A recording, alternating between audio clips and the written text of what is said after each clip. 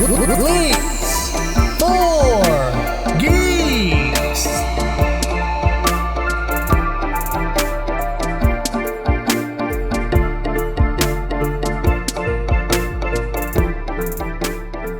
And it's time for the Leaks for Geeks, the news for the dudes. First thing I've got for you guys is when I first saw this, I thought, really? I didn't even know. Like, I usually stay up on all this cloud gaming, remote gaming, Amazon and Xbox Cloud and Stadia, and there's so much of that going on. And then I saw this story about Netflix. I didn't know Netflix was getting involved in the gaming world at all. So I thought, wow, they're jumping into this cloud gaming thing too? No, not really. It's their own thing, which is kind of specifically built more around mobile gaming, interestingly enough. I like their take, and I like this article. So pulled it up for you guys. Netflix video game service is saying all the right things. That's what the title of this article is. And the main first quote, you're going to love it. We don't have to think about ads. We don't have to think about in-game purchases or other monetization. I like that. So Netflix doesn't care about money. This is interesting. Sounds like a lie. But as you read into it, they give good reasoning for what they're doing here and what their plan is. And I like it a lot, okay? So it says here, as part of the company's latest earning report, CEO Reed Hastings and Chief Product Officer Greg Peets jumped into a conversation. They're talking about loads of different things, but in the conversation came they're implementing Detour into the gaming arena, okay? Former game writer Julia Alexander was listening to the call and took note that they were saying about the Netflix video game plans. It says, aside from the fact that Netflix will initially be targeting mobile games, so their first big push in this is going to be mobile games.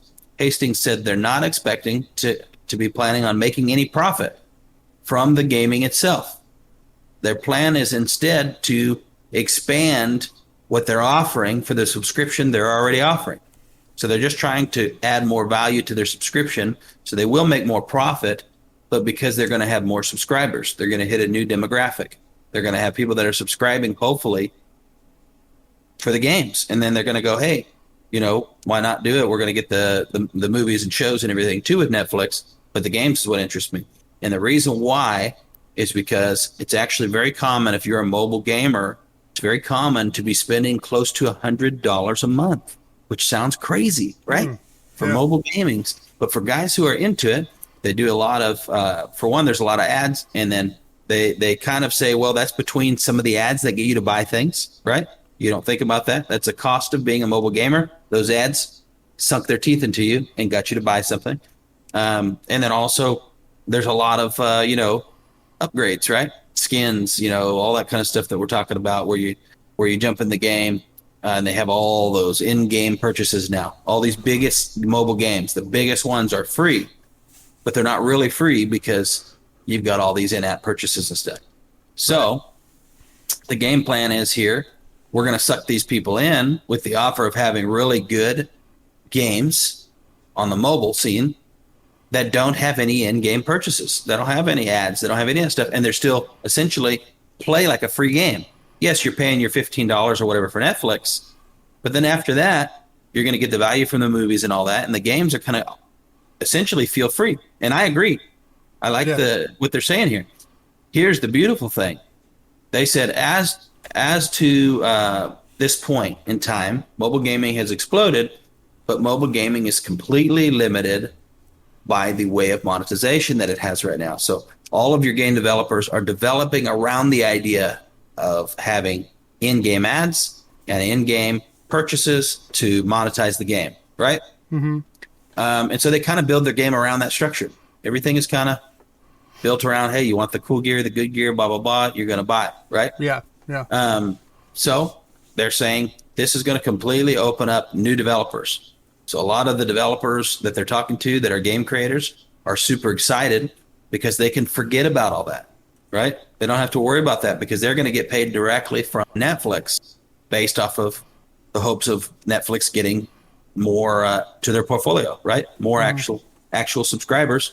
Then they're going to kick some of that subscriber money over to these game makers, and that's how the game makers will make their profits, will be directly from Netflix and not from you. So that allows the game makers themselves to actually go back to doing what they do best, which is making a game, right? So they could just think about making the game good, making it enjoyable, making, the upgrades and the things you earn throughout the game with it, instead of you have to buy it. So it sounds like a lot of the developers that they're in talks with love the plan. They don't know how well it's going to work, but the idea behind it is good. And I actually agree. I think this is an interesting take. I like that they're not jumping into cloud gaming with everybody else and their dogs, right? Which they may later, but they're going at this in a very unique way. The targeting mobile, which mobile users for Netflix has exploded in the last 5 years, right? Like just watching shows and movies. People do it on their phone, tablet, laptops, computers, way more than just the TVs like it used to be. Now you got little controller attachments for your phone that used to not exist.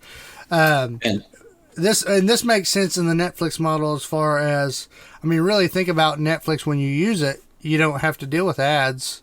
You have to deal with Netflix ads. Like they might post up like hey, here's another movie that you might be interested in, right? Right. But no, like they don't, you're not watching a commercial for Mountain Dew before your movie or, whatever. So, that's pretty exciting. Which is, a lot of people don't understand. That's why Netflix is a little bit more expensive than like Hulu.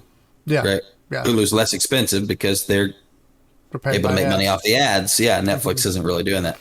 I think it's a different structure. So the model sounds like it's going to be a subscription-based thing for subscribers then. Like you're going to get to access the mobile games for free then. Yes, it's just being added to the roster, no cost. That's and the writer in here said, at least for now, but there hasn't been anything said to give the idea that they're going to charge more, like a separate subscription. It's just they're adding something new to what you get within your Netflix subscription. So then there's going to be a lot of the people who already have Netflix that are just kind of getting something for free. So this is to combat Amazon, or not Amazon, HBO Max, Disney Plus. This is going to be kind of their solution to that. So they don't lose as many people. They're adding more value to their subscription. Yep. Okay. And very cool. Yeah, I'm with it. But Netflix is doing a great job with production too, right? We've seen a lot of good movies, not just shows, but movies too. High-end movies made in the last 3 years, produced by Netflix. They're the company like Warner Brothers used to be. Now it's Netflix. I'm still over here waiting on my Stranger Things, bro. Like season 4, it's like, come on, give it to me. And I saw they have that Fear Street show. I haven't seen it yet.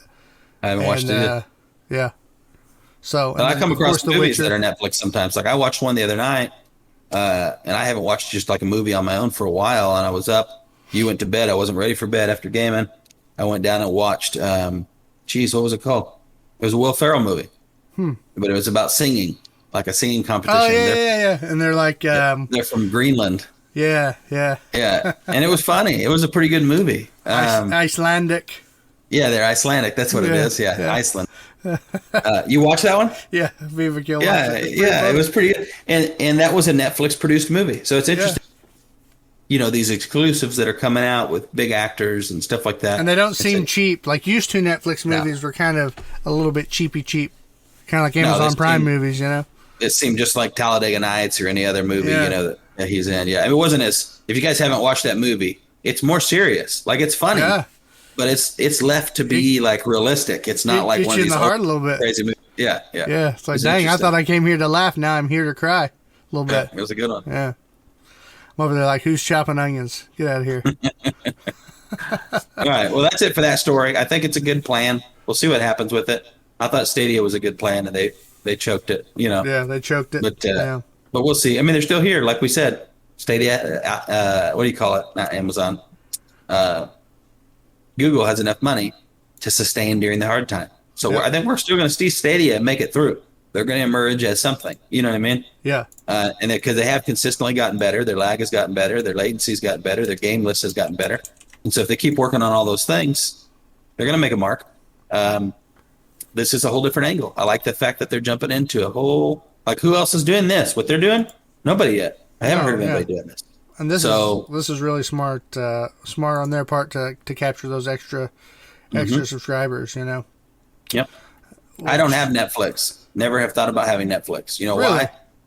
Yep. Because I've got HBO through AT&T. I don't even usually use it much. and then I've got Hulu and Disney Plus, which are both good. And then I use Streamio. It's free. Okay. So I've just never really had the interest really in doing dealt with Netflix. Never had the need to. But this is the first time I've gone, Maybe. interesting. Maybe. Yep. Yeah. So Gotcha.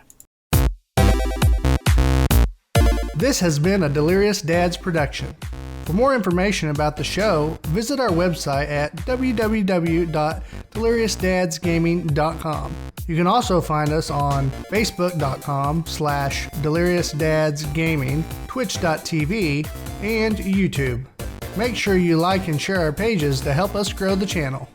You can listen to the podcast on iTunes, Google Play, Stitcher, and Spotify.